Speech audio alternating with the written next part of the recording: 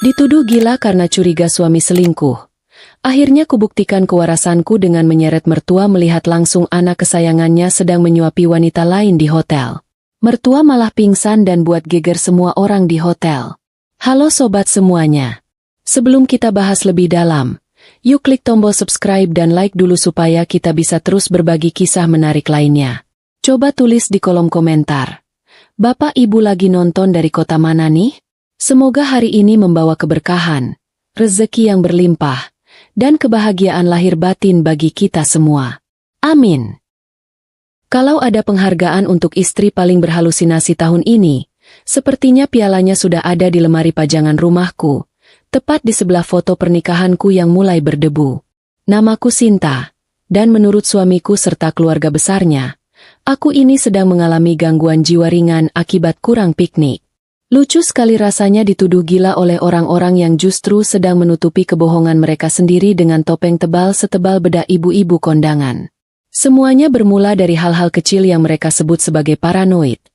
Padahal itu hanyalah insting seorang istri yang masih berfungsi dengan sangat baik.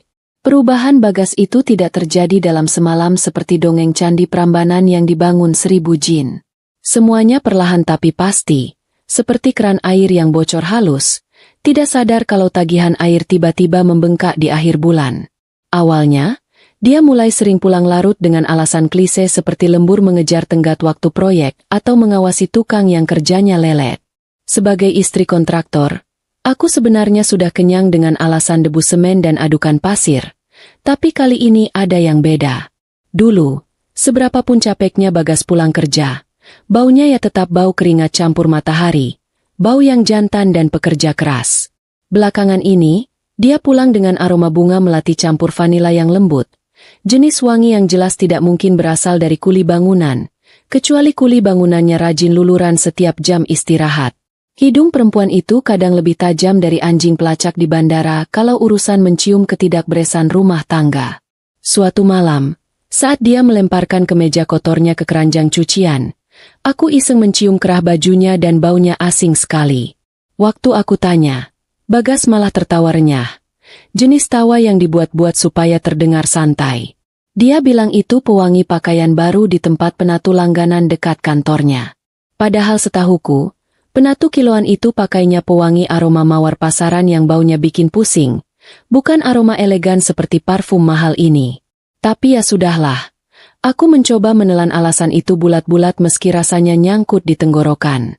Ponsel Bagas pun mendadak naik status menjadi benda keramat yang tidak boleh disentuh siapapun, termasuk aku. Dulu dia sering meletakkan ponselnya sembarangan di meja makan atau di sofa sambil diisi dayanya. Sekarang benda pipi itu selalu menempel di tangannya bahkan saat dia masuk ke kamar mandi. Pernah sekali aku meminjam ponselnya karena punyaku habis baterai dan aku perlu melihat resep masakan. Reaksinya sungguh luar biasa heboh.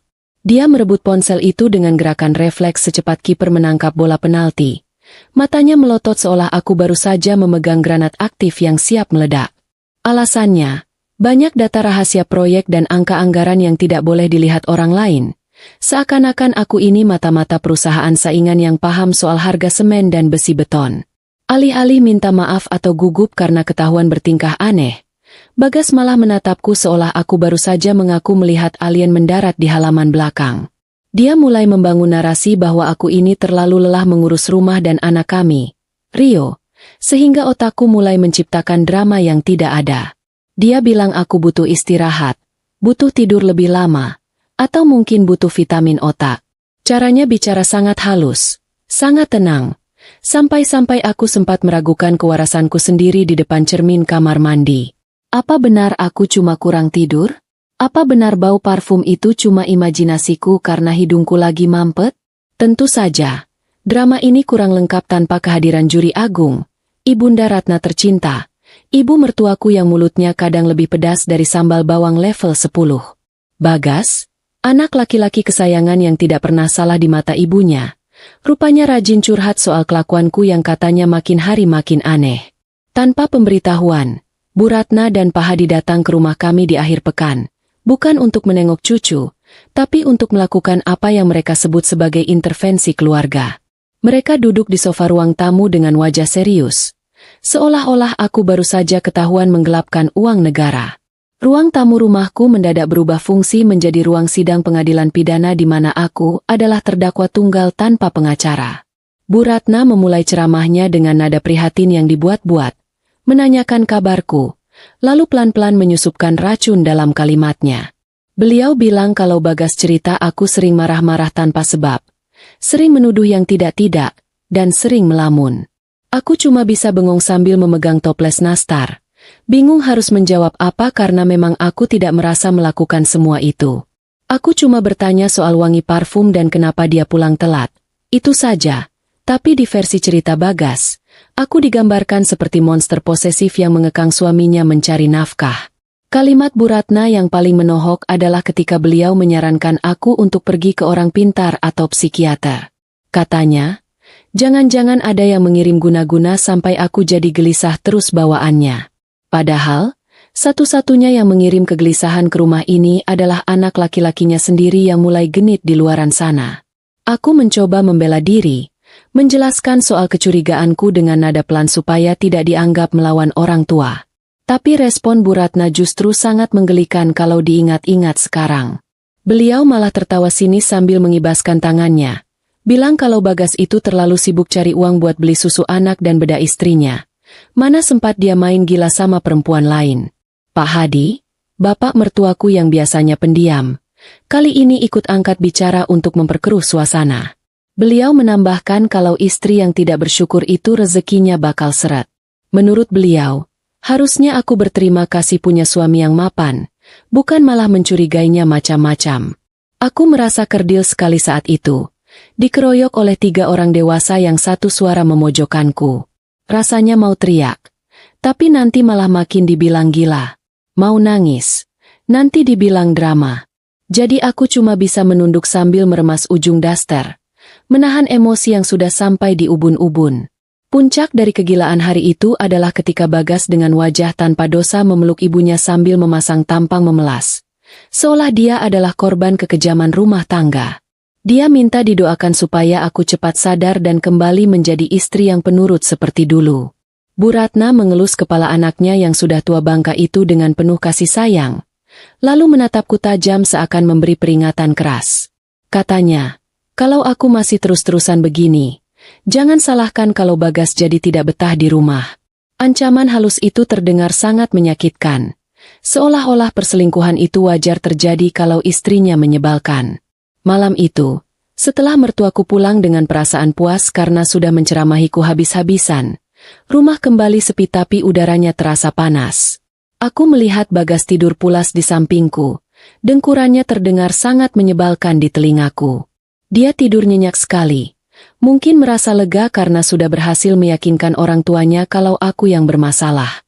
Sementara aku, mataku terbuka lebar menatap langit-langit kamar yang gelap. Jantungku berdebar kencang bukan karena takut, tapi karena marah. Aku sadar, air mata tidak akan menyelesaikan masalah ini, dan debat kusir dengan mereka cuma buang-buang tenaga. Mereka pikir aku gila? Baiklah. Mereka pikir aku berhalusinasi? Tapi satu hal yang mereka lupa, orang gila itu biasanya nekat. Dan malam ini, di bawah selimut tebal yang dingin, aku berjanji pada diriku sendiri. Aku tidak akan lagi bertanya. Aku tidak akan lagi menuduh tanpa bukti. Aku akan diam. Aku akan mengamati. Dan aku akan membuktikan siapa sebenarnya yang sakit jiwa di keluarga ini. Permainan baru saja dimulai, Mas Bagas. Dan kali ini aku pastikan bukan aku yang akan menangis di akhir cerita. Berpura-pura menjadi istri penurut yang sudah sembuh, ternyata jauh lebih melelahkan daripada lari keliling lapangan bola siang bolong. Seminggu penuh setelah sidang istimewa keluarga itu, aku memainkan peran terbaikku sebagai Sinta yang manis, tidak banyak tanya, dan percaya penuh pada suami. Setiap pagi aku menyipkan kopi dengan takaran gula yang pas sambil tersenyum lebar. Meski dalam hati rasanya ingin sekali menumpahkan kopi panas itu ke kemeja kerjanya. Strategi ini rupanya berhasil membuat Bagas besar kepala. Dia pikir omelan ibunya kemarin benar-benar manjur seperti mantra dukun sakti yang langsung mencuci otakku sampai bersih mengkilap. Kewaspadaannya mulai menurun drastis. persis seperti maling ayam yang merasa aman karena pemilik kandang sedang tidur pulas. Ponsel keramat yang biasanya dijaga ketat harta karun negara itu mulai sering tergeletak sembarangan lagi. Suatu sore, saat Bagas sedang mandi sambil bernyanyi-nyanyi kecil, suara nyanyian orang yang sedang jatuh cinta itu memang beda. Nadanya sumbang tapi penuh percaya diri. Ponselnya bergetar di atas meja rias. Layarnya menyala sebentar, menampilkan sebuah pesan singkat. Tidak ada nama kontak yang mencurigakan seperti sayang atau cintaku. Yang muncul hanyalah nama Fania Logistik. Sekilas terdengar sangat profesional, seolah-olah wanita itu cuma urusan semen dan paku. Tapi isi pesannya yang singkat itu membuat darahku mendidih sampai ke ubun-ubun. Jangan lupa Jumat, Mas. Aku sudah rindu berat. Sejak kapan urusan logistik pakai rindu-rinduan? Memangnya semen bisa kangen sama batu bata? Hari Jumat yang ditunggu-tunggu pun tiba dengan membawa drama baru. Bagas pamit dengan wajah memelas yang dibuat-buat. Katanya dia harus meninjau proyek pembangunan villa peristirahatan di daerah pegunungan yang hawanya dingin. Alasannya sungguh dramatis. Katanya akses jalan ke sana sulit dan pekerjanya banyak yang bebal. Jadi dia harus menginap untuk mengawasi pengecoran dak beton sampai pagi. Aku mendengarkan semua bualannya sambil melipat baju dengan tenang. Sesekali mengangguk prihatin seolah aku percaya betapa beratnya beban hidup seorang Bagas. Padahal dalam hati aku tertawa miris, menertawakan betapa rendahnya dia menilai kecerdasan istrinya sendiri. Dia pikir aku tidak tahu kalau pengecoran dak beton itu biasanya tidak butuh wangi parfum mahal yang dia semprotkan berlebihan di lehernya pagi itu. Begitu mobil SUV kebanggaan Bagas keluar dari garasi, aku langsung beraksi secepat kilat. Rio, anak sematawayang kami, sudah kunitipkan di rumah adikku dengan alasan aku mau belanja bulanan dan me time sebentar. Sebuah mobil hitam sewaan jenis sejuta umat yang kacanya gelap sudah terparkir manis di ujung jalan kompleks. Siap kugunakan. Sengaja aku tidak memakai mobilku sendiri atau meminjam mobil keluarga. Karena Bagas pasti hafal plat nomornya di luar kepala. Dengan kacamata hitam lebar dan kerudung warna kusam yang jarang kupakai, aku merasa seperti detektif swasta di film-film aksi. Bedanya aku tidak dibayar dan hatiku rasanya mau meledak karena deg-degan. Mengikuti suami sendiri ternyata butuh keahlian menyetir tingkat dewa dan kesabaran ekstra. Aku menjaga jarak sekitar 2 atau 3 mobil di belakangnya, berusaha menyatu dengan lalu lintas kota yang padat merayap. Beberapa kali aku nyaris kehilangan jejak saat lampu merah menyala tiba-tiba, membuatku memukul setir karena kesal. Untungnya, mobil Bagas cukup mencolok dengan stiker besar perusahaannya di kaca belakang. Jadi aku masih bisa mengejarnya lagi. Jantungku berpacu lebih cepat dari jarum speedometer. Rasanya campur aduk antara takut ketahuan dan penasaran setengah mati kemana roda mobil itu akan berhenti bergulir. Dugaanku tidak meleset sedikit pun. Jalur yang diambil Bagas bukanlah jalur menuju area proyek pembangunan yang biasanya penuh truk pasir dan jalan berlubang. Mobilnya melaju mulus menuju kawasan wisata pegunungan yang terkenal dengan deretan hotel dan penginapan mewahnya. Udara yang masuk dari celah jendela mulai terasa sejuk. Tapi badanku justru berkeringat dingin. Pemandangan di kiri kanan jalan sangat indah dengan hamparan kebun teh yang hijau. Kontras sekali dengan suasana hatiku yang kelabu. Semakin tinggi mobil kami menanjak, semakin yakin aku kalau proyek yang dimaksud Bagas bukanlah mengawasi tukang aduk semen, melainkan proyek membangun dosa. Setelah hampir 2 jam perjalanan yang menyiksa batin, mobil Bagas akhirnya menyalakan lampu sein kiri dan berbelok masuk ke sebuah gerbang megah bertuliskan, Resor Cempaka. Ini bukan tempat sembarangan. Ini salah satu resor paling mahal di kawasan ini, tempat di mana orang-orang kaya menghabiskan akhir pekan untuk melupakan beban hidup. Aku memarkirkan mobil sewaanku agak jauh di area parkir umum yang rimbun tertutup pohon pinus, lalu mengendap-endap keluar. Dari balik pilar besar di dekat lobi, aku mengintip seperti maling jemuran yang takut ketahuan pemilik rumah. Apa yang kulihat selanjutnya membuat lututku lemah seketika, seolah tulang-tulangku ditarik paksa oleh gravitasi bumi. Bagas tidak turun sendirian untuk menemui klien atau mandor proyek. Di lobi yang megah itu, seorang wanita turun dari taksi dan langsung menghampiri suamiku. Wanita itu, Fania, tampak masih muda, cantik, dan terawat.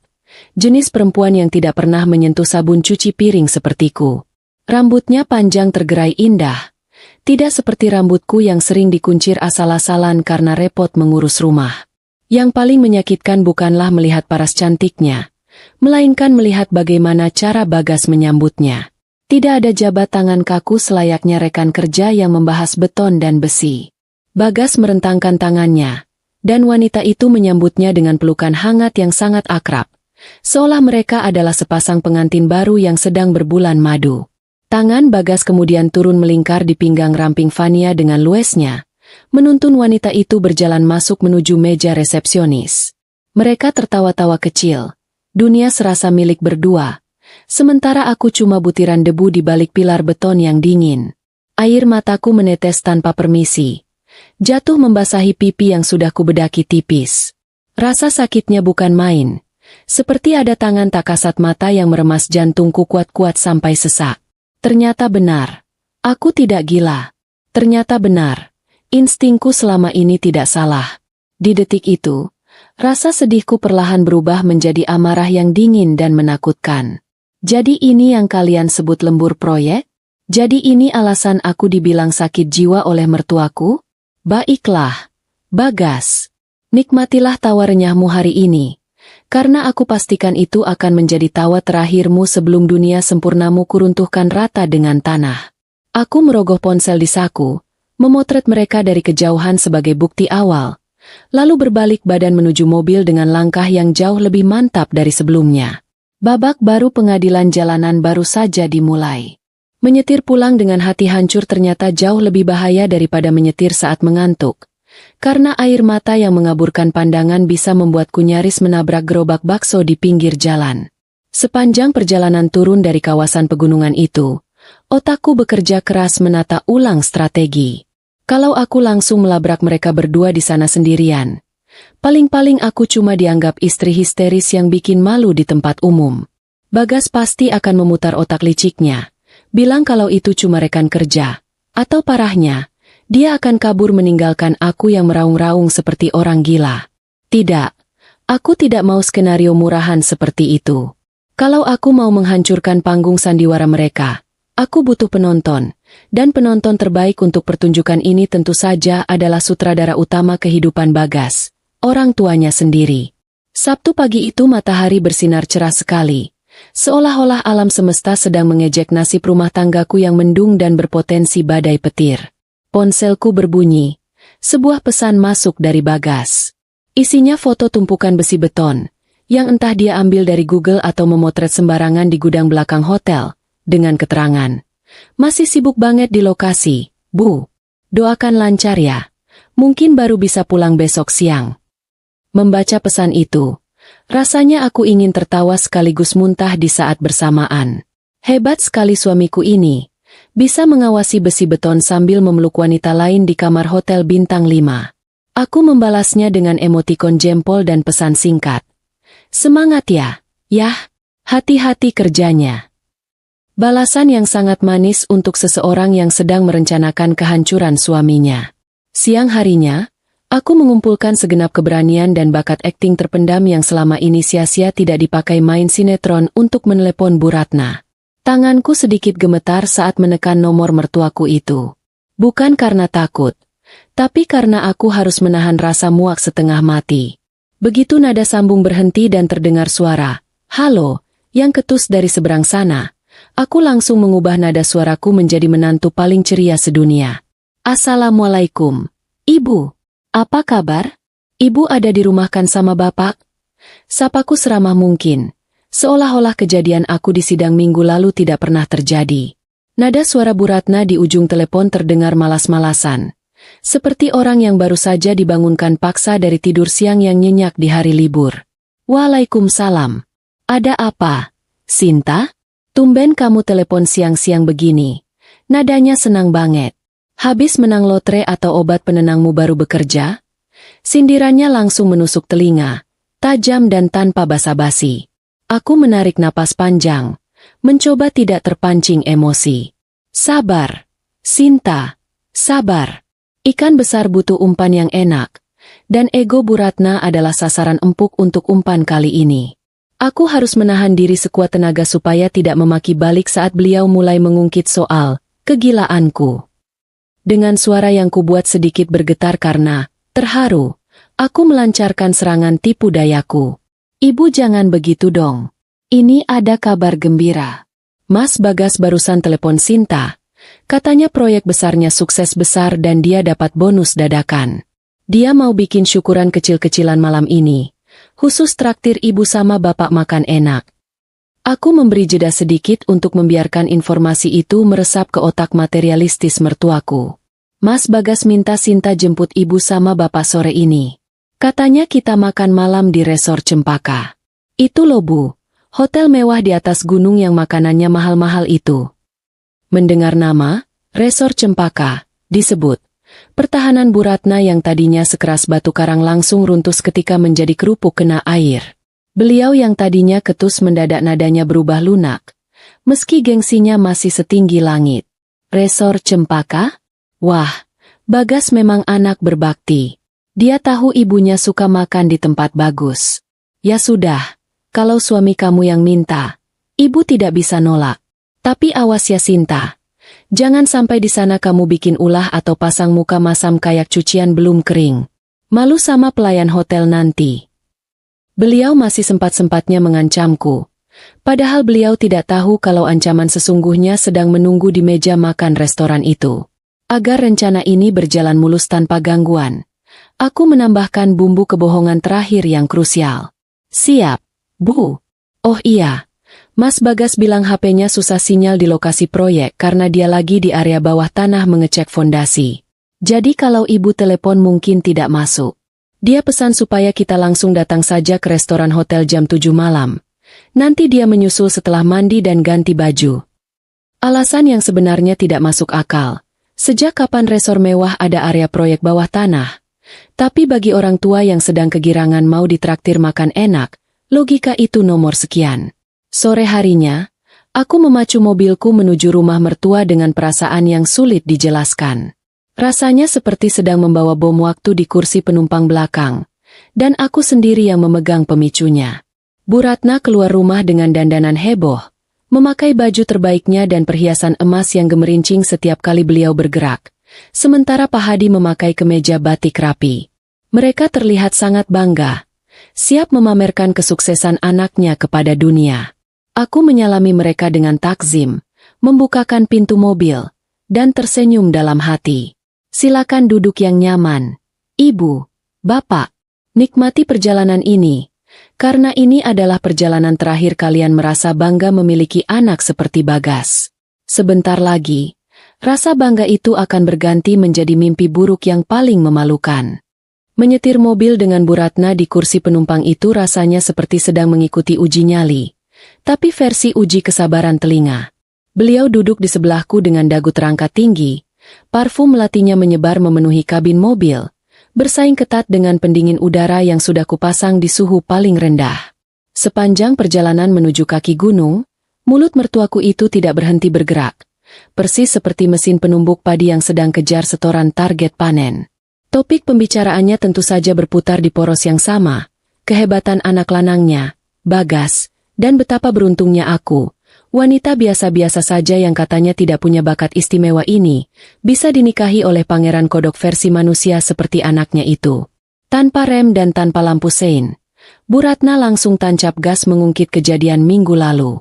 Kamu itu ya, Sinta, harusnya banyak-banyak bersyukur punya suami mapan. Oceh Bu Ratna sambil membetulkan letak gelang emasnya yang berbunyi kerincing-kerincing heboh setiap kali mobil bergoyang sedikit karena jalan berlubang. Beliau kembali membahas saat aku menangis histeris karena menemukan pesan mencurigakan di ponsel Bagas. Bagi Bu Ratna, air mataku waktu itu adalah tanda-tanda ketidakwarasan murni, bukan tanda naluri istri yang sedang terluka. Beliau menceramahiku panjang lebar soal filosofi istri zaman dulu yang harus sabar, penurut, bermuka tembok, dan tidak banyak tingkah seperti detektif swasta kurang kerjaan. Katanya, curiga sama suami itu pamali besar. Bisa bikin rezeki suami mampet seperti selokan pasar yang tersumbat sampah plastik.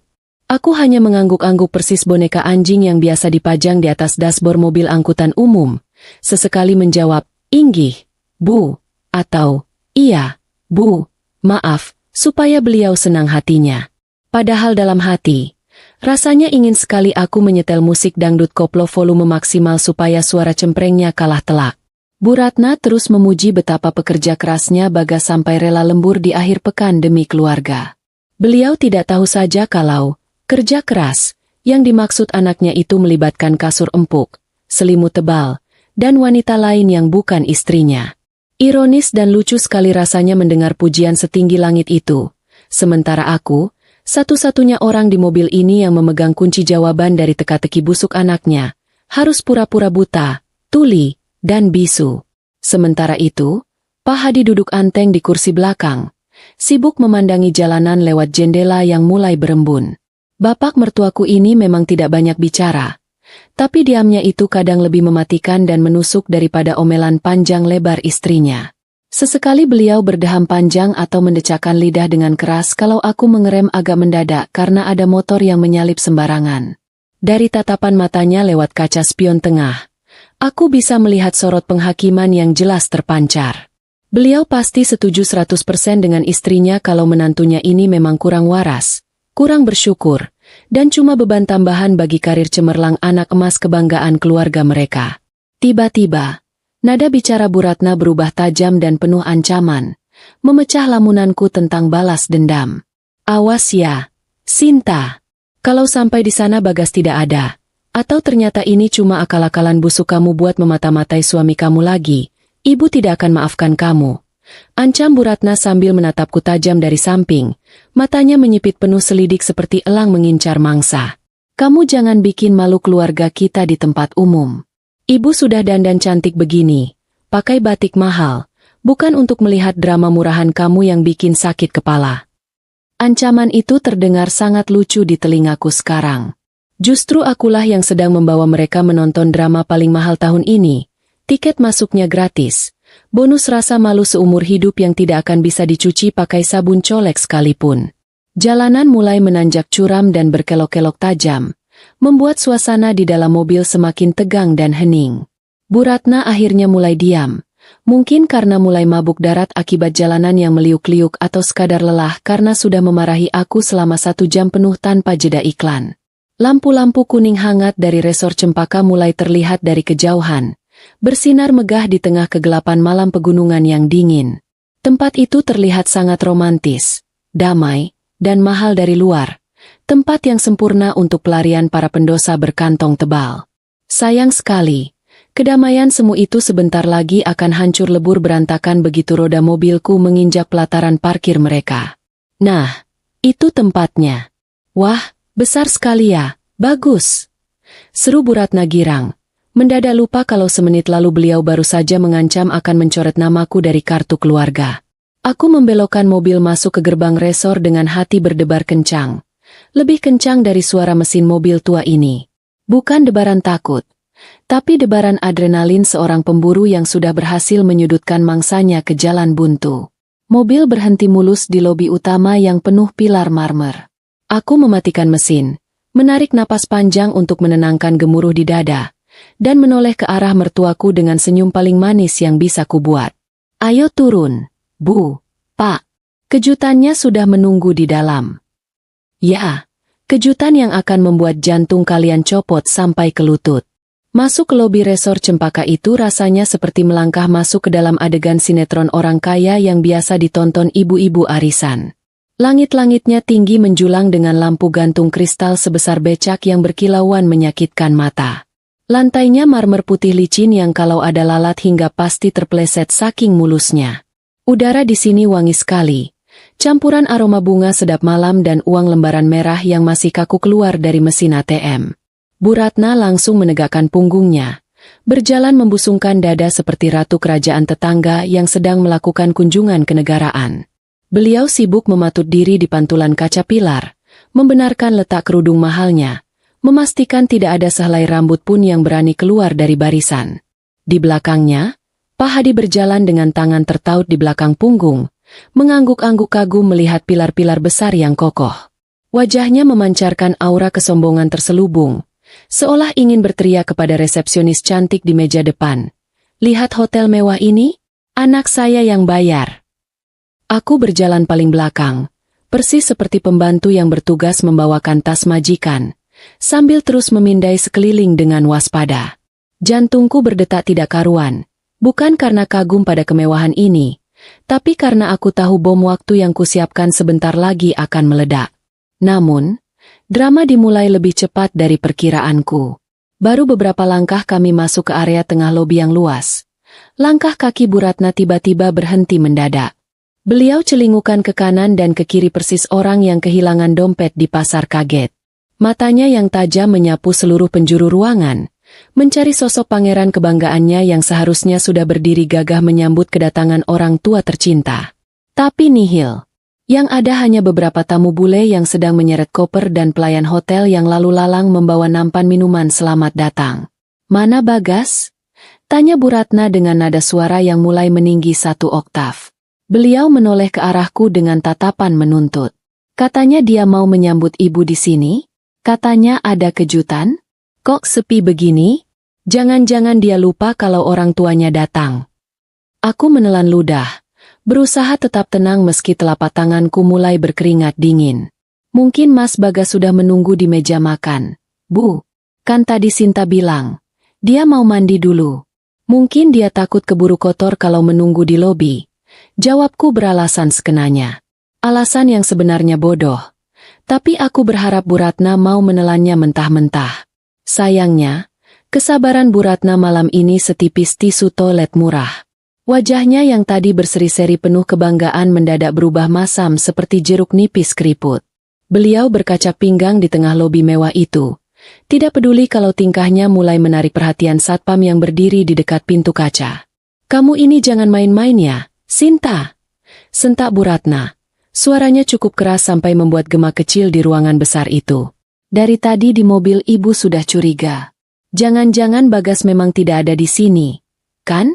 Jangan-jangan ini cuma akal-akalan kamu saja buat menyeret kami melihat kegilaan kamu lagi."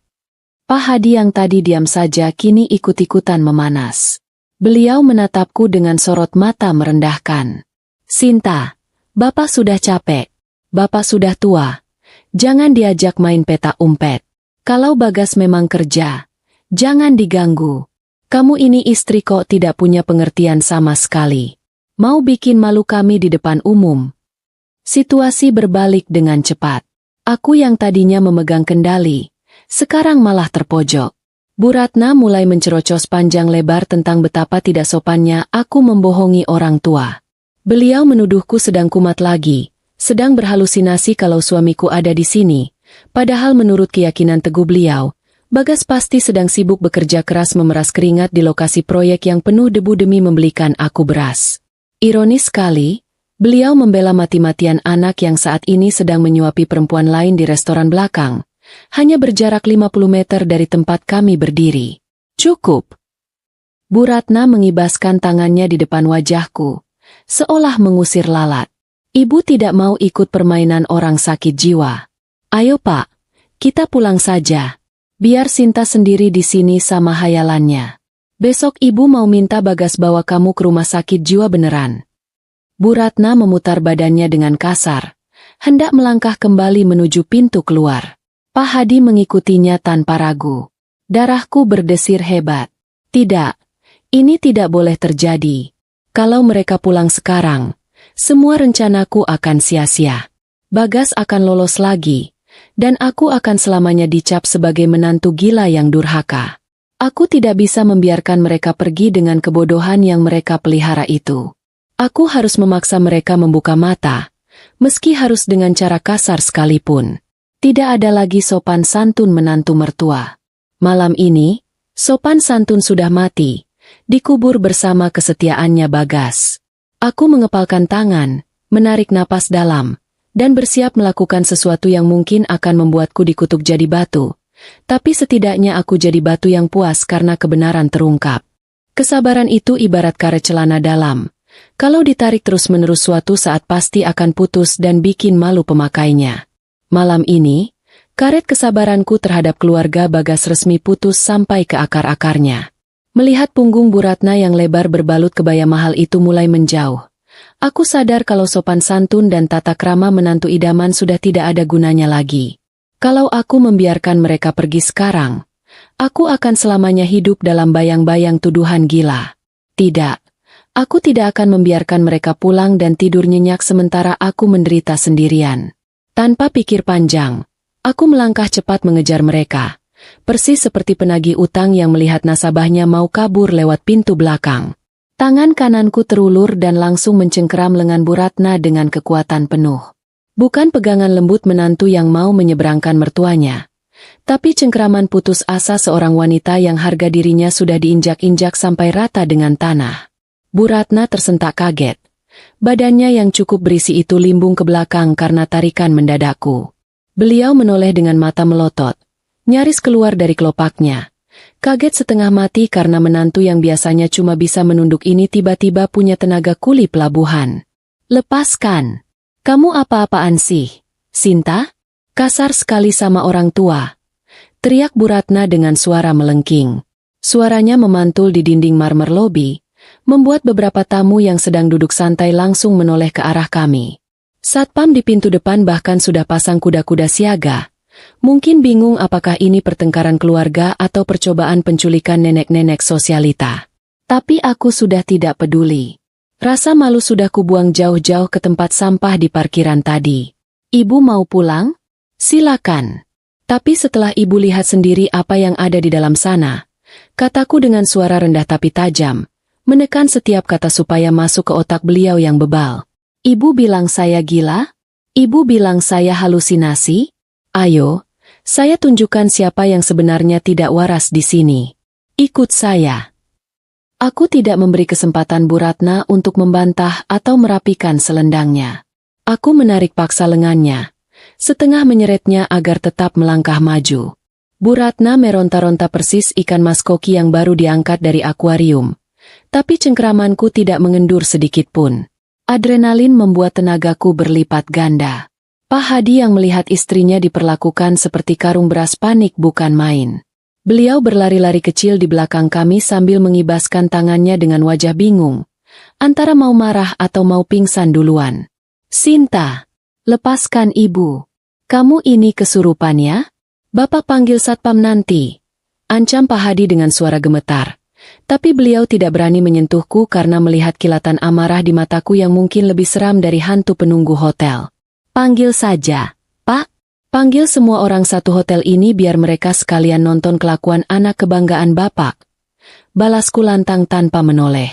Kami berjalan melewati lorong panjang yang menghubungkan lobi dengan area restoran taman. Langkah kakiku berdegup kencang beradu dengan suara sepatu hak tinggi Bu Ratna yang terseret-seret tidak beraturan. Pemandangan kami pasti sangat konyol. Seorang menantu menyeret mertuanya, diikuti bapak mertua yang ngos-ngosan, berjalan membelah kemewahan hotel bintang 5. Kalau ada yang merekam, besok pagi pasti kami sudah jadi artis dadakan di media sosial. Bu Ratna masih berusaha melepaskan diri sambil menyumpah serapah. Mulutnya tidak berhenti mengeluarkan kata-kata pedas. "Dasar perempuan tidak tahu diuntung. Kurang ajar. Menantu durhaka. Lihat saja nanti. Ibu pastikan Bagas ceraikan kamu malam ini juga." Teriakannya itu justru menjadi bahan bakar buatku. Semakin beliau memaki, semakin kencang aku menariknya. "Bagus, Bu. Teriaklah sepuasnya sekarang. Habiskan suaramu untuk memaki saya. Karena sebentar lagi suara itu akan hilang tertelan kenyataan pahit." Kami akhirnya sampai di ambang pintu masuk restoran. Suasananya berubah drastis. Dari lorong yang sunyi, kami disambut oleh alunan musik jazz lembut.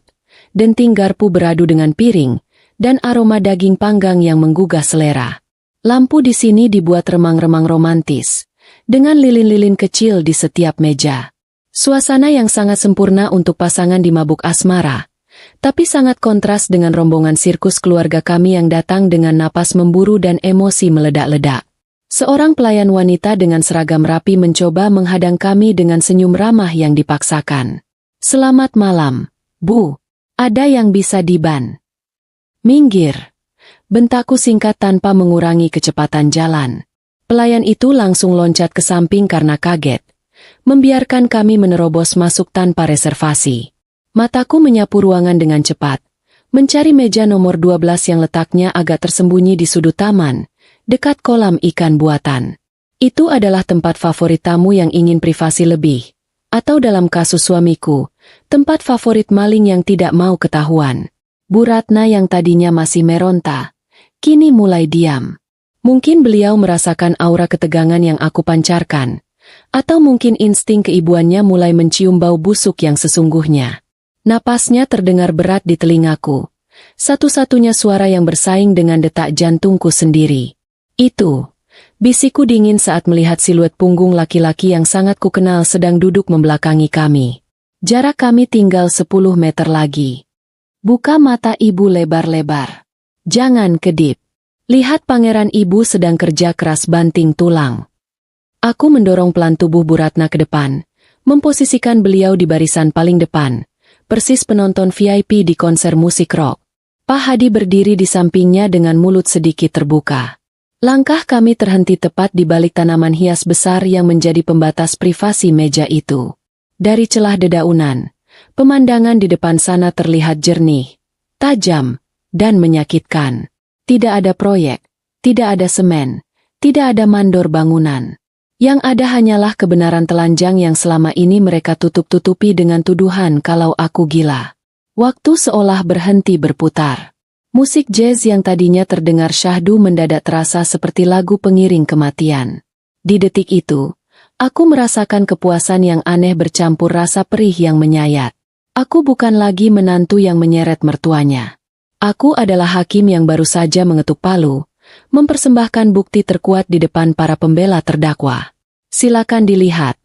Wahai mertuaku yang terhormat, silakan nikmati hidangan pembuka berupa pengkhianatan anak kalian sendiri. Selamat datang di dunia nyataku yang kalian sebut gila. Lihat itu. Seruku setengah berbisik, telunjukku yang gemetar mengarah lurus ke meja bundar di bawah temaram lampu hias, menembus celah dedaunan tanaman pagar yang menjadi tempat persembunyian kami. Rasanya seperti menunjuk hantu di siang bolong. Bedanya hantu yang ini nyata, berdaging, dan sedang tertawa lepas tanpa beban dosa. Jarak kami cukup dekat, cukup untuk melihat dengan jelas tahi lalat di leher suamiku, tapi cukup jauh untuk mereka tidak menyadari kehadiran 3 pasang mata yang sedang menatap dengan nyalang. Di sana, di meja nomor 12 itu, duduklah 2 manusia yang selama ini menjadi aktor utama dalam sandiwara yang membuatku nyaris kehilangan kewarasan. Pemandangan di depan mata kami sungguh luar biasa, lebih romantis daripada adegan film cinta yang biasa diputar di televisi saat lebaran. Bagas duduk dengan posisi tubuh condong ke depan, matanya berbinar menatap wanita di hadapannya, tatapan memuja yang dulu sekali pernah ia berikan padaku saat kami masih pengantin baru. Tapi yang paling membuat ulu hati terasa ditonjok adalah aktivitas tangan mereka. Tangan kanan Bagas tidak sedang memegang pena untuk tanda tangan kontrak kerja, melainkan sedang memegang garpu berisi potongan daging wagyu mahal yang ia arahkan ke mulut Fania. Mulut Bagas terbuka sedikit, memberi contoh, persis seperti caraku menyuapi Rio kalau anak itu sedang susah makan sayur. Kalau ada lomba menyuapi paling mesra tingkat provinsi, suamiku dan selingkuhannya itu pasti sudah bawa pulang piala bergilir. Fania menerima suapan itu dengan gerakan manja yang dibuat-buat, mengunyah pelan sambil memejamkan mata seolah sedang menikmati makanan surga. Tidak ada laptop, tidak ada berkas proyek, tidak ada topi proyek yang berdebu. Yang ada hanya 2 gelas minuman berwarna merah cantik dan piring-piring bekas makanan mewah yang harganya mungkin setara dengan uang belanja dapurku selama 2 minggu. Jadi ini definisi kerja keras banting tulang yang selalu dibangga-banggakan Bu Ratna. Ternyata tulang yang dibanting itu adalah tulang rusukku sendiri. Aku menoleh perlahan ke samping untuk melihat reaksi penonton VIP di sebelahku. Bu Ratna mematung kaku seperti patung lilin di museum. Mulutnya yang tadi lancar mencaci maki seperti jalan tol bebas hambatan, kini mendadak macet total. Matanya melebar sempurna, menatap anak kebanggaannya dengan ekspresi kosong yang mengerikan. Tas tangan mahalnya yang tadi dijinjing dengan angkuh, kini merosot turun dari sikunya, menggantung lemas di ujung jari yang gemetar. Wajahnya pucat pasi, bedak tebalnya tidak mampu menutupi hilangnya aliran darah di wajah itu. Beliau seperti orang yang baru saja melihat rumahnya kebakaran hebat tapi tidak punya air untuk memadamkannya. Pak Hadi di sisi lain tampak lebih menyedihkan. Bahunya turun drastis, seolah beban berat ratusan kilo baru saja dijatuhkan di pundaknya. Matanya berkedip-kedip cepat, berusaha menolak kenyataan yang masuk ke retinanya. Mungkin dalam hati kecilnya beliau berharap ini cuma mimpi buruk, atau mungkin beliau berharap itu bukan Bagas, melainkan orang lain yang kebetulan mirip dan memakai baju yang sama persis dengan yang dibelikan istrinya bulan lalu. Tapi fakta itu terlalu keras kepala untuk ditolak. Itu jelas Bagas, anak yang mereka didik, anak yang mereka banggakan, sedang bermain api dengan riang gembira. Kembali ke meja terkutuk itu, adegan semakin memanas. Setelah menelan makanannya, Fania mengambil tisu dan dengan gerakan sangat lembut membersihkan sudut bibir Bagas yang berminyak. Bagas tidak menolak, dia malah memajukan wajahnya, menikmati sentuhan tangan wanita itu di pipinya. Lalu, yang membuat darahku mendidih sampai ke ubun-ubun, Bagas menangkap tangan Fania yang ada di pipinya, menggenggamnya erat, dan mengecup telapak tangan itu berkali-kali. Ciuman itu bukan ciuman hormat, itu ciuman penuh nafsu dan kepemilikan. Rasanya perutku mual seketika, ingin muntah tapi tidak ada yang keluar selain rasa perih yang menjalar ke seluruh dada. Bagaimana, Bu? Indah sekali ya pemandangan proyeknya? Bisikku tepat di telinga Bu Ratna, suaraku penuh racun sindiran yang mematikan. Lihat betapa kerasnya Bagas bekerja. Dia sampai harus menyuapi kliennya supaya semennya cepat kering. Ibu bangga kan punya anak serajin itu. Kata-kataku itu sepertinya menjadi pemicu yang meruntuhkan sisa-sisa pertahanan mental Bu Ratna. Tubuhnya mulai bergoyang pelan. Napasnya terdengar putus-putus seperti orang asma. Tidak ada lagi kalimat pembelaan. Tidak ada lagi tuduhan kalau aku gila. Semua caci maki yang tadi beliau lontarkan padaku seolah berbalik arah dan menampar wajahnya sendiri bolak-balik. Kenyataan itu menghantamnya telak, tanpa ampun, meremukan ego seorang ibu yang merasa paling tahu segalanya tentang anaknya. Suasana di balik tanaman hias itu menjadi hening yang mencekam, kontras dengan tawa renyah Bagas yang terdengar samar dari meja sana. Aku tidak perlu berteriak lagi. Aku tidak perlu menangis meraung-raung. Cukup dengan berdiri diam dan membiarkan mereka menonton dosa anaknya sendiri. Itu sudah menjadi balas dendam paling elegan yang pernah kulakukan. Rasa sakit hati karena dikhianati memang masih ada. Tapi melihat wajah hancur kedua mertuaku saat ini, ada sedikit rasa lega yang menyusup di hati. Setidaknya malam ini, bukan cuma aku yang terluka. Selamat menikmati hidangan utamanya. Ibu, Bapak, ini baru permulaan dari kehancuran yang sebenarnya. Ada satu detik dalam hidup manusia yang rasanya panjang sekali, lebih panjang dari antrean pembagian sembako gratis di kantor kelurahan. Detik itu terjadi saat Bagas, yang mungkin merasa ada hawa dingin menusuk tengkuknya atau sekadar merasa diawasi oleh malaikat pencabut nyawa, memutuskan untuk menoleh ke arah tanaman hias tempat kami bersembunyi. Saat matanya bertemu dengan mataku, lalu bergeser ke mata ibunya, dan berakhir di wajah bapaknya. Waktu seolah berhenti mendadak. Senyum lebar yang tadi menghiasi wajahnya lenyap seketika, persis seperti lampu bohlam yang putus kawatnya. Wajahnya yang tadi merah merona karena mabuk asmara, dalam sekejap berubah pucat pasi seputih kertas HVS baru.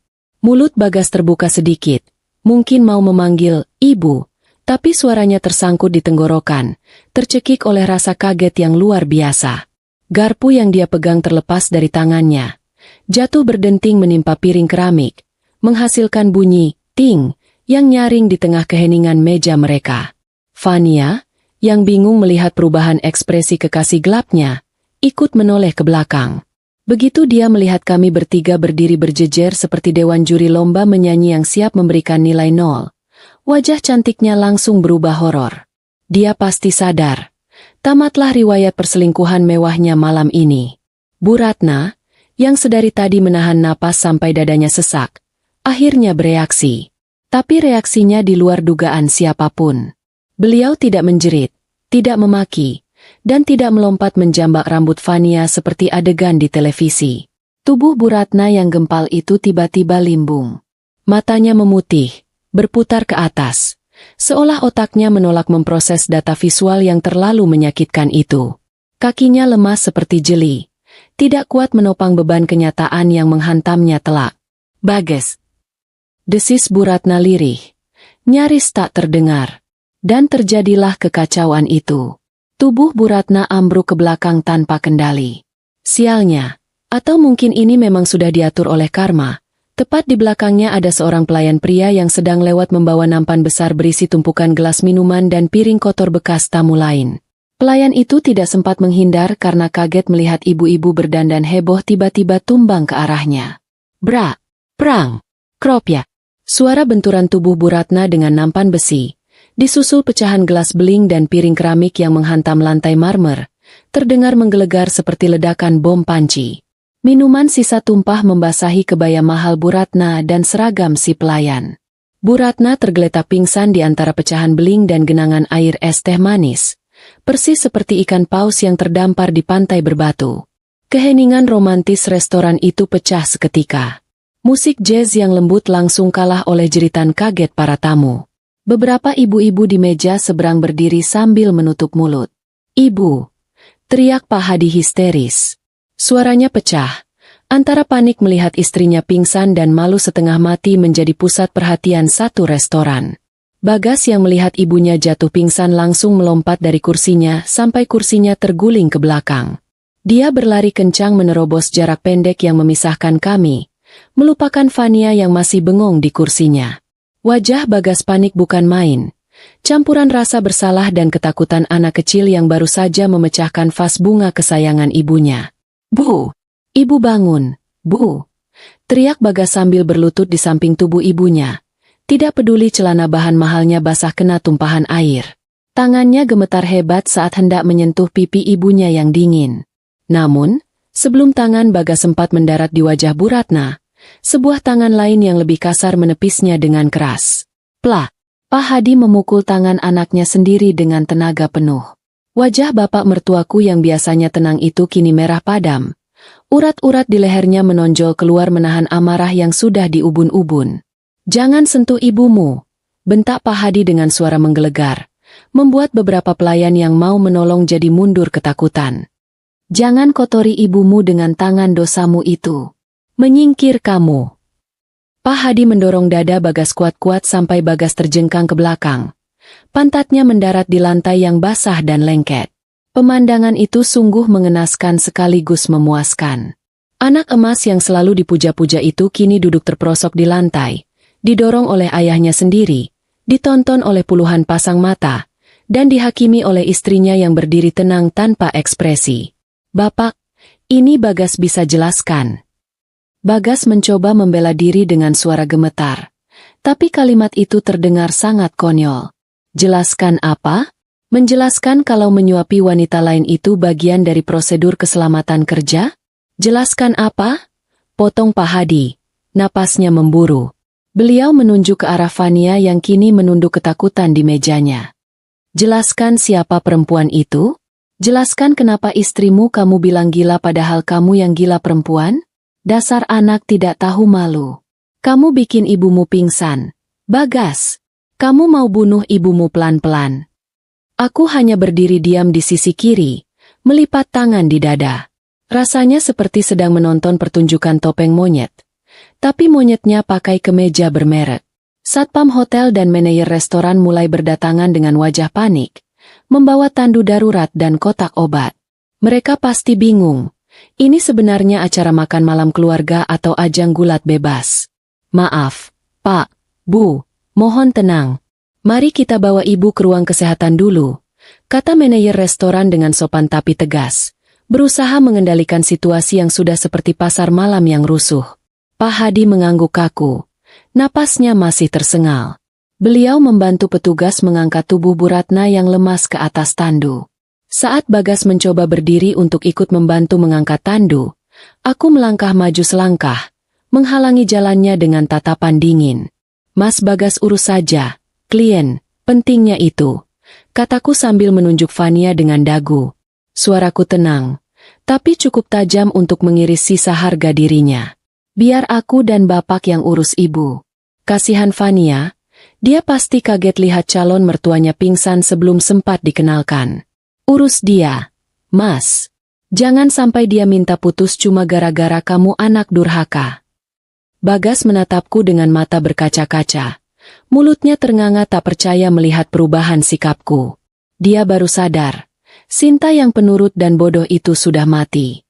Yang berdiri di depannya sekarang adalah Sinta yang baru, yang menikmati setiap detik kehancuran suaminya dengan senyum tipis di bibir. Di tengah kekacauan itu, saat Bu Ratna digotong pergi melewati kerumunan tamu yang berbisik-bisik, aku merasa sangat lega. Biar saja satu hotel tahu. Biar saja dunia tahu. Malam ini, resor Cempaka bukan lagi tempat romantis bagi Bagas, tapi menjadi kuburan bagi reputasi dan nama baiknya. Geger ini adalah musik terindah yang pernah kudengar selama 7 tahun pernikahan kami. Kekacauan di resor Cempaka malam itu menyebar lebih cepat daripada gosip ibu-ibu di tukang sayur keliling. Suasana yang tadinya romantis, penuh denting gelas kristal dan alunan piano syahdu, kini berubah menjadi pasar kaget yang penuh bisik-bisik tetangga. Aku berdiri di sana, di tengah pusaran badai yang kuluapkan sendiri, memandangi reruntuhan harga diri suamiku yang berserakan di lantai marmer. Rasanya aneh, ada kepuasan yang meledak-ledak di dada, tapi di saat yang sama ada rasa lelah yang luar biasa, seolah aku baru saja selesai lari maraton sambil menggendong karung beras. Orang-orang berkerumun membentuk lingkaran. Ponsel-ponsel pintar terangkat tinggi merekam kejadian ini, siap memviralkan wajah Bagas yang kini pucat pasi seperti mayat hidup yang lupa dikubur.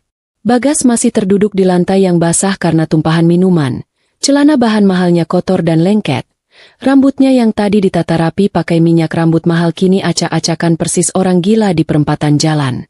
Dia menatap pintu ruang kesehatan tempat ibunya baru saja dibawa masuk oleh petugas medis hotel dan Pak Hadi. Tatapannya kosong, bingung, dan menyedihkan. Hilang sudah wibawa kontraktor sukses yang biasa dia pamerkan di depan keluarga besar. Di mataku saat ini, dia bukan lagi suami yang kutakuti atau kuhormati. Dia cuma laki-laki kecil yang ketahuan mencuri permen dan sekarang bingung harus menangis pada siapa karena ibunya sendiri pingsan gara-gara ulahnya. Namun, perhatianku teralihkan oleh gerakan mencurigakan di sudut meja. Fania, sang primadona malam ini yang menjadi penyebab utama mertuaku hampir terkena serangan jantung, sedang mencoba melipir pergi diam-diam. Dia mengambil tas tangannya dengan gerakan cepat, menutupi sebagian wajahnya dengan rambut panjangnya yang tergerai, berusaha menyelinap di antara kerumunan tamu yang sedang sibuk menonton Bagas. Dia pikir dia bisa lolos begitu saja? Enak saja. Dia sudah makan daging wagyu mahal pakai uang suamiku. Masa mau pulang tanpa membayar tagihan sosialnya? Eits, mau kemana, Mbak cantik? Suaraku melengking cukup keras, membelah kebisingan lobi restoran, membuat langkah Fania terhenti seketika seolah kakinya dipaku ke lantai. Semua mata yang tadinya tertuju pada Bagas, kini serentak menoleh ke arah wanita berbaju merah menyala itu. Fania membeku, bahunya menegang. Perlahan dia berbalik. Wajahnya yang tadi penuh senyum kemenangan saat disuapi Bagas, kini terlihat ketakutan persis tikus yang terpojok sapu.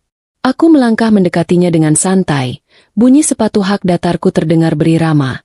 Tak-tak-tak, ketukan yang mungkin terdengar seperti hitungan mundur bom waktu di telinga Fania. Aku tersenyum miring, senyum yang kubuat semanis mungkin tapi penuh racun. Kok buru-buru? Calon mertuanya lagi pingsan lo di dalam. Masa calon mantu idaman malah mau kabur? Sindirku tajam. Orang-orang di sekitar mulai berbisik-bisik lagi. Beberapa bahkan tertawa kecil mendengar sindiranku.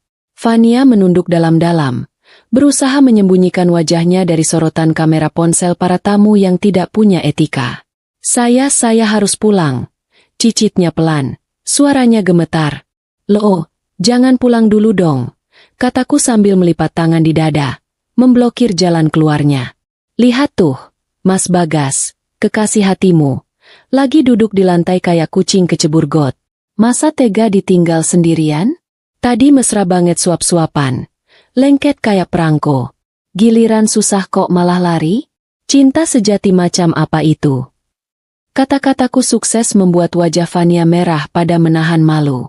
Dia melirik Bagas sekilas, berharap lelaki itu akan bangkit dan membelanya seperti ksatria berkuda putih. Tapi Bagas, dia bahkan tidak berani mengangkat kepala. Dia terlalu sibuk meratapi nasibnya sendiri. Melihat kekasihnya tidak berkutik, Fania sadar dia sendirian di medan perang ini. "Minggir! Kamu gila ya?" desis Fania akhirnya, mencoba mendorong bahuku agar dia bisa lewat. "Iya, saya memang gila," balasku lantang, sengaja memancing perhatian lebih banyak orang. "Saya gila karena suami saya selingkuh sama kamu. Saya gila karena dituduh sakit jiwa sama mertua saya demi menutupi kelakuan busuk kalian. Dan kamu tahu apa? Orang gila itu tidak punya rasa takut, Mbak. Jadi kalau kamu berani melangkah satu jengkal lagi sebelum minta maaf sama ibu mertua saya yang pingsan itu, saya pastikan video kamu makan daging haram malam ini tersebar sampai ke grup arisan ibu kamu." Ancaman itu sepertinya berhasil. Fania gemetar hebat. Rasa malu dikuliti di depan umum jauh lebih menyakitkan daripada tamparan fisik. Tanpa bicara apa-apa lagi, dia nekat menerobos kerumunan di sisi lain, berlari terpincang-pincang dengan sepatu hak tingginya yang mungkin sebentar lagi patah, persis seperti Cinderella yang diusir dari istana karena ketahuan sepatunya hasil curian. Suara tawanya tamu hotel mengiringi kepergiannya yang menyedihkan itu.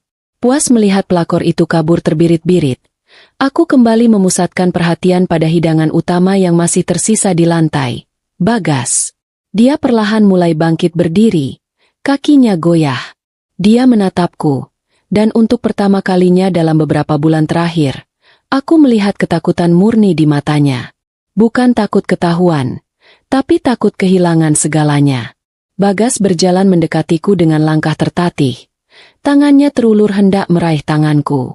"Sinta, dengar dulu." Suaranya parau. Hilang sudah nada arogan yang biasa dia pakai saat menceramahiku di rumah. Aku mundur selangkah, menepis tangannya seolah tangan itu penuh kuman penyakit menular. "Jangan sentuh aku, Mas. Tanganmu bau parfum perempuan lain." Jijik. "Aku hilaf. Sinta. Sumpah, aku cuma hilaf." Bagas mulai mengeluarkan jurus andalan para lelaki buaya darat sedunia. Kata sakti, hilaf. Wajahnya dipasang memelas sedemikian rupa. Mungkin berharap aku akan luluh karena kasihan melihat kondisinya yang berantakan. Aku tertawa miris. Tawa yang kering dan menyakitkan. "Hilaf itu kalau kamu tidak sengaja makan cabai rawit dikira buncis. Mas, kalau kamu pesan kamar hotel, dandan rapi, jemput perempuan, terus suap-suapan mesra di depan lilin, itu bukan hilaf. Itu niat. Itu rencana. Kamu pikir aku bodoh? Kamu pikir aku buta?" Itu Fania yang mulai. Dia yang terus-terusan hubungi aku. "Aku cuma laki-laki biasa. Sinta." Aku tergoda sesaat. Bagas mencoba membela diri dengan menyalahkan Fania yang sudah kabur. Pengecut sejati. Tadi mesra. Sekarang lempar batu sembunyi tangan. "Oh, jadi sekarang salah Fania? Hebat ya kamu, Mas. Sudah selingkuh. Pengecut pula. Kalau memang dia yang goda, kenapa kamu yang pesan kamar? Kenapa kamu yang bohong sama orang tua kalau kamu lagi di proyek? Kamu sadar tidak? Ibumu sampai pingsan itu karena kaget melihat anak kebanggaannya ternyata cuma laki-laki murahan yang tidak bisa jaga barangnya sendiri." Kata-kataku menamparnya lebih keras dari pukulan fisik. Bagas terdiam 1000 bahasa. Mulutnya terkunci rapat. Dia tahu, tidak ada satupun alibi yang bisa menyelamatkannya malam ini. Dia sudah tertangkap basah, lengkap dengan saksi mata orang tuanya sendiri. Tiba-tiba pintu ruang kesehatan terbuka. Pak Hadi keluar dengan wajah yang terlihat 10 tahun lebih tua dari sejam yang lalu. Langkahnya berat, bahunya merosot. Dia melihat Bagas berdiri di depanku, dan seketika itu juga raut wajahnya berubah keras kembali. Amarah yang tadi sempat mereda karena panik mengurus istrinya, kini menyala lagi melihat sumber masalah masih berani berdiri tegak. "Bapak!" panggil Bagas lirih, berharap ada sedikit belas kasihan dari ayahnya. Pak Hadi berjalan cepat mendekati Bagas, lalu berhenti tepat di depan wajah anaknya. Napasnya terdengar berat. "Ibumu sudah sadar," kata Pak Hadi dingin, tanpa emosi. "Tapi dia tidak mau melihat mukamu. Dia bilang, dia malu punya anak yang bikin dia jadi tontonan orang satu hotel." Bagas mematung. Penolakan dari ibunya adalah hukuman mati baginya. Selama ini dia selalu berlindung di balik ketiak ibunya. Selalu dibela meski salah. Kini, benteng pertahanan terakhirnya runtuh. Pak, tolong Pak. Bagas bisa jelaskan. Bagas minta maaf. Bagas janji ini terakhir kalinya. Bagas mulai merengek, mencoba meraih tangan bapaknya. Pak Hadi menarik tangannya kasar. Jangan panggil saya bapak malam ini. Saya tidak pernah mengajarkan anak saya untuk jadi pengkhianat. Saya mendidik kamu jadi laki-laki tanggung jawab. Bagas, bukan laki-laki yang bisanya cuma menyakiti istri dan membohongi orang tua. Kamu lihat Sinta? Lihat istri kamu itu. Pak Hadi menunjukku dengan tangannya yang gemetar. Aku terdiam. Kaget juga melihat Pak Hadi membela aku sekeras itu. Padahal sejam yang lalu beliau masih sibuk menceramahiku di mobil. Dia yang kamu bilang gila. Dia yang kami marahi habis-habisan karena kami lebih percaya sama bualanmu. Ternyata dia satu-satunya yang waras di keluarga ini. Dia satu-satunya yang jujur. Kamu yang gila, Bagas. Kamu yang sakit. Pak Hadi berteriak, meluapkan kekecewaannya. Suaranya bergetar menahan tangis. Tidak ada yang lebih menyakitkan bagi seorang ayah selain menyadari bahwa dia gagal mendidik anaknya menjadi manusia yang benar. Bagas menunduk dalam. Air mata mulai menetes dari matanya, membasahi pipinya yang kotor. Tangisan buaya atau tangisan penyesalan. Aku sudah tidak peduli. Bagiku, air matanya tidak lebih berharga dari air comberan. Pak Hadi kemudian berbalik menghadapku. Sorot matanya melembut, penuh rasa bersalah dan penyesalan yang mendalam. Beliau menatapku lama, seolah baru benar-benar melihat siapa aku setelah 7 tahun menjadi menantunya. Sinta. Suara Pak Hadi bergetar hebat. Beliau meraih tanganku, bukan dengan kasar seperti tadi, tapi dengan genggaman rapuh seorang tua yang sedang meminta ampun. Bapak minta maaf. Nak, Bapak dan Ibu salah besar. Kami bodoh. Kami tua bangka yang buta. Maafkan kami sudah menuduh kamu yang tidak-tidak.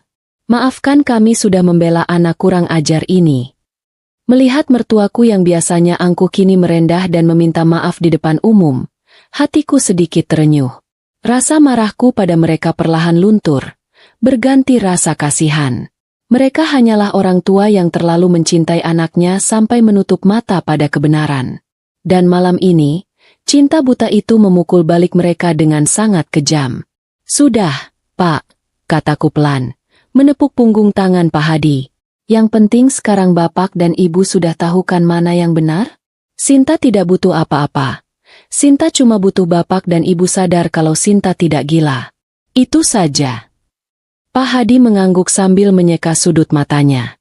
Iya, Nak, kamu benar. Kamu wanita kuat. Bapak malu sama kamu. Manajer hotel kembali mendekat dengan sopan. Maaf, Pak. Mobil untuk mengantar Ibu ke rumah sakit terdekat sudah siap di depan lobi. Sebaiknya Ibu diperiksa lebih lanjut takut ada cedera akibat jatuh tadi. Pak Hadi mengangguk. Terima kasih, Mas. Ayo Sinta, kita antar Ibu. Pak Hadi memapahku berjalan menuju pintu keluar, meninggalkan Bagas yang masih berdiri mematung sendirian di tengah lobi. Bapak, Bagas ikut. Seru Bagas pelan, mencoba melangkah mengikuti kami. Pak Hadi berhenti mendadak tanpa menoleh. Kamu urus diri kamu sendiri. Pulang naik ojek atau jalan kaki. Bapak tidak peduli. Mobil Bapak tidak muat untuk pengkhianat. Dan jangan berani-berani menampakkan muka di rumah sakit atau di rumah malam ini kalau ibumu belum tenang. Pergi kamu. Kalimat pengusiran itu menjadi penutup yang sempurna untuk malam yang gila ini. Kami berjalan keluar, meninggalkan Bagas yang terasing di tengah keramaian, basah, kotor, dan hina. Dia berdiri di sana seperti monumen kegagalan seorang suami. Tamu-tamu hotel menatapnya dengan pandangan jijik, seolah dia adalah sampah yang lupa dibuang. Saat aku melangkah keluar dari pintu kaca lobi, udara malam pegunungan yang dingin menerpa wajahku. Rasanya segar sekali, jauh lebih segar dari biasanya. Beban berat di pundakku rasanya terangkat separuh. Memang masalah belum selesai. Proses cerai dan drama lainnya masih menunggu di depan mata. Tapi setidaknya malam ini, aku menang. Aku keluar dari hotel neraka itu dengan kepala tegak, menggandeng bapak mertua yang kini ada di pihakku, sementara suamiku tertinggal di belakang, tenggelam dalam lumpur dosa yang dia buat sendiri. Karma itu ternyata punya alamat pengiriman yang sangat akurat, dan malam ini, paketnya sampai tepat waktu di wajah Bagas. Malam itu berakhir bukan dengan pesta kembang api atau tiupan lilin ulang tahun, melainkan dengan bau obat-obatan menyengat di ruang unit gawat darurat rumah sakit terdekat. Bu Ratna siuman setelah hampir setengah jam membuat kami senam jantung, tapi saat matanya terbuka, kilau kesombongan yang biasa memancar dari sorot matanya sudah padam total. Beliau tidak berteriak marah atau menyalahkan pihak hotel karena lantainya licin, melainkan hanya menatap langit-langit kamar rawat dengan pandangan kosong, persis seperti orang yang baru saja kehilangan dompet berisi gaji sebulan di pasar malam. Rasa malu sepertinya bekerja lebih ampuh daripada obat bius manapun untuk melumpuhkan saraf-saraf arogansi mertuaku. Saat dokter keluar dan mengatakan kondisi Bu Ratna stabil, hanya syok berat dan tekanan darah yang melonjak naik persis roket mau ke bulan, Pak Hadi mempersilakan aku masuk. Aku berjalan pelan mendekati ranjang, bersiap mental kalau Bu Ratna akan melempar bantal atau menuduhku sebagai biang kerok yang membuat anaknya jadi durhaka. Tapi dugaan saya salah besar. Bu Ratna menoleh pelan. Air mata mengalir deras dari sudut matanya yang keriput, membasahi bantal rumah sakit yang baunya apek. Tangan beliau yang biasanya sibuk menunjuk-nunjuk mukaku saat menceramahi soal istri solehah, kini terulur gemetar, mencari tanganku. Sinta. Suaranya parau, pecah oleh tangis yang tertahan di tenggorokan. Maafkan ibu. Nak, ibu malu. Ibu malu sekali.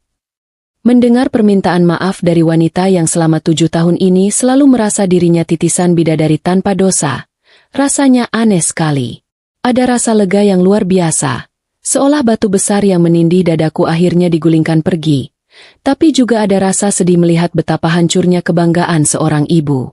Aku menggenggam tangannya, tidak erat, tapi cukup untuk memberitahu bahwa aku masih manusia yang punya hati, beda dengan anaknya yang kelakuannya mirip hewan ternak lepas kandang.